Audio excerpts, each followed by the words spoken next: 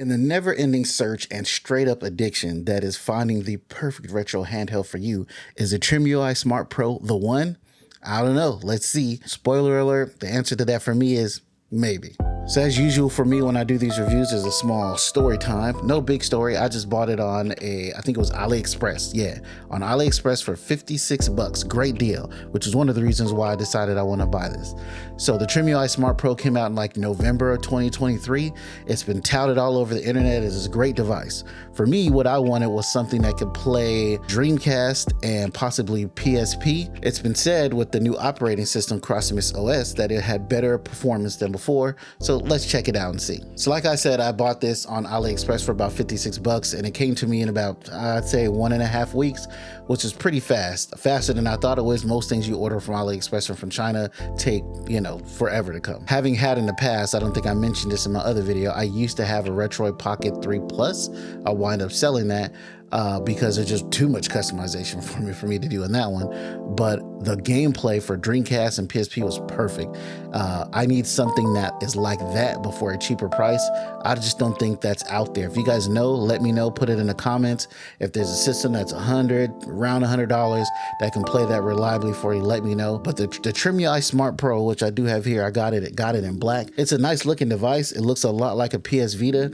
As far as knockoff handhelds, if you want to call it that, go, it's pretty premium, but let's not say that it's like as well made as an actual PSP or PS Vita. It's just well made for one of these devices. The display on the Trimui Smart Pro is actually really nice. It's 720p, nice and sharp and colorful, and is great for the games that you can get widescreen on. Even the games that don't do widescreen, such as Nintendo, NES, Game Boy Advance, which is my favorite system to play on here. You get these nice little bezels on the side that you can turn off and disable if you want. It also has these nice little sticks. They're supposedly the same kind of sticks that are on the PS Vita.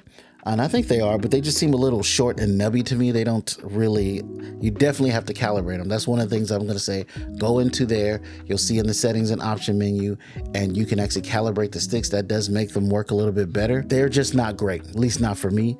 They're not bad, they're just not great. And when we're talking about retro systems, I know it's so crazy that a PS2, I was a grown man when the PS2 came out, is considered a retro system. That's the PS2 era is when the analog sticks like really started to kick in, maybe the tail end of the PS1. But all the older systems and the real retro stuff to me is like, Nintendo, Super Nintendo, GBA, Genesis, even Saturn are old school to me because I'm an old head, as they say. But anything newer than that requires these thumbsticks, they're just okay. They don't really work that well for that. To me, one of those things you get with like a newer, more premium device, I suppose, is that it does come with Wi-Fi, which my 35XX did not have. I think the only real upside to that is there's a built-in app on here that is a scraper. Basically what it does, it'll scrape the internet and download and match up your ROMs so they have the correct artwork with them or whatever. Honestly, it's a cool feature, and that's what the Wi-Fi is probably best for, that and obviously the updates that come over Wi-Fi automatically. If you want to look around the device here, you have two USB-C ports. One is marked as host at the top and the other one at the bottom is DC. So it charges with the one at the bottom. The one at the top supposedly is for debugging. You got your power button, your volume up and down rocker, shoulder buttons, and triggers. I think they're just straight up button press triggers. They're not analog triggers, like so you can play like real games with. On the bottom here, you have your memory card slot, and then you have like, I guess it's a performance switch. Like you switch back and forth, and then obviously a 3.5 headphone jack in order for you to listen to the music. The speakers on it are actually pretty good. They're not going to make your old school, synthy Genesis game sound better, but they are pretty good for what this comes with. I'd say probably the biggest thing for me on this system is Portmaster. I've never even heard of Portmaster before this came out. And if you don't know what Portmaster is, basically it is a way for you to play ported games that have been ported from PC to this Portmaster app. It's got stuff like Stardew Valley and Ninja Turtles and Celeste, all kinds of cool stuff on there. So when you open it up, you're going to look for the section that says ready to run. The ready to run games are games that you can just download and start playing right away.